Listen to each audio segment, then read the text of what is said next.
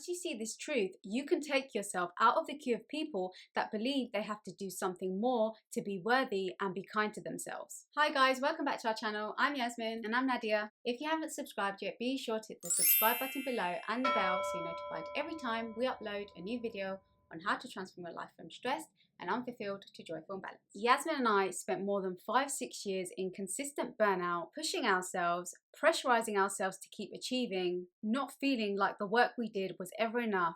And this is exactly what kept us in our burnout hustle cycle until we learned how to have self-compassion, understanding, and kindness for ourselves, which helped us heal from burnout and keep us out of it. Today, we're going to teach you exactly how to treat yourself in order to get yourself out of burnout. So firstly, talk to yourself kindly and take all the pressure off.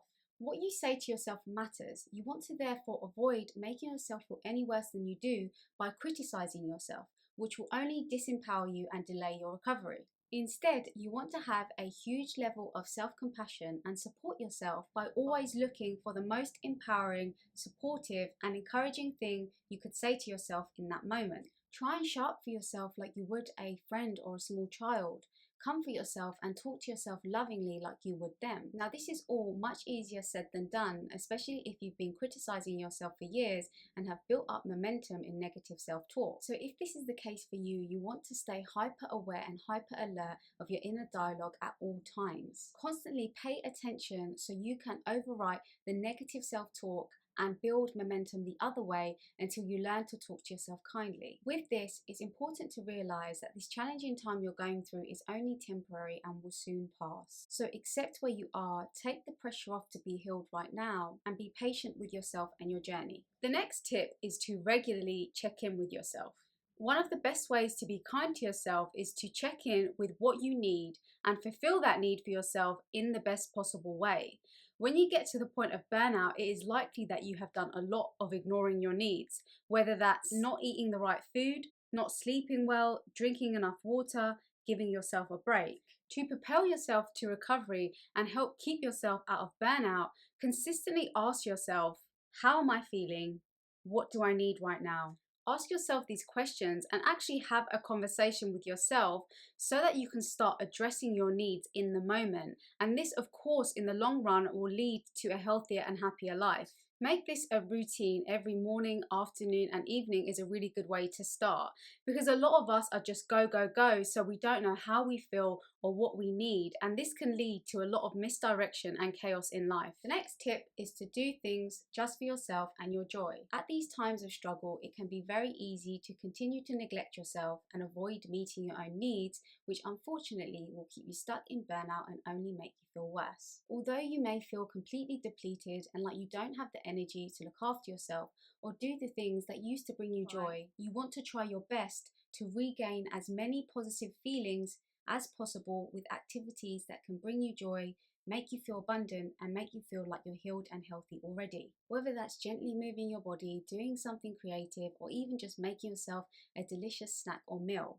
Even if it's just 10 minutes a day, make time for the things that you haven't made time for recently and show up for yourself in the ways that you haven't. Doing things for yourself that you wouldn't usually do can make you start to feel differently about yourself and can be the shift you need to start to recover. The next tip is to connect with yourself. To be kind to yourself, you must first be able to understand that you are worthy of being kind to. You must feel worthy of kindness, of being spoken to nicely, of giving yourself time to enjoy life and do fun things, of taking the pressure off of yourself and taking the time to address your needs. If you struggle with burnout, you have likely previously been incorrectly conditioned to believe that your work and worth are in some way connected. In other words, the more work that you do, the more worthy you are. This is a lie told to you to basically turn you into a productivity machine, because at the end of the day, that's what's best for society to run. But it is not best for you to live a happy, healthy, and successful life. So many layers of false conditioning are thrown at us from every direction in society, whether it's looking a certain way, hustling a certain way, working a certain way. And underneath it all, we are sold this lie that we are not good enough as we are, when the truth is you are inherently worthy. Once you see this truth, you can take yourself out of the queue of people that believe they have to do something more to be worthy and be kind to themselves. Uncovering the layers to see and understand this truth is the real work. And this is done through meditation, journaling, questioning, and this is the process that we have spoken about many times on this channel called shadow work. Doing this work will make you realize that you are worthy of your own kindness, and also in the process make you realize the beliefs that you're holding that are keeping you and making you burnt out in the first place. We do have a free masterclass on this, which we'll link down below, called Burnout to Balance, which takes you more into a step-by-step on how to do this process.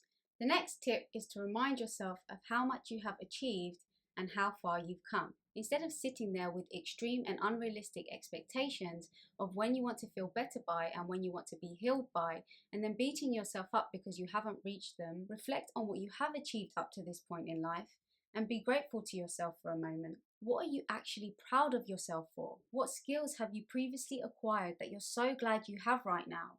What quality or achievement are you grateful for about yourself?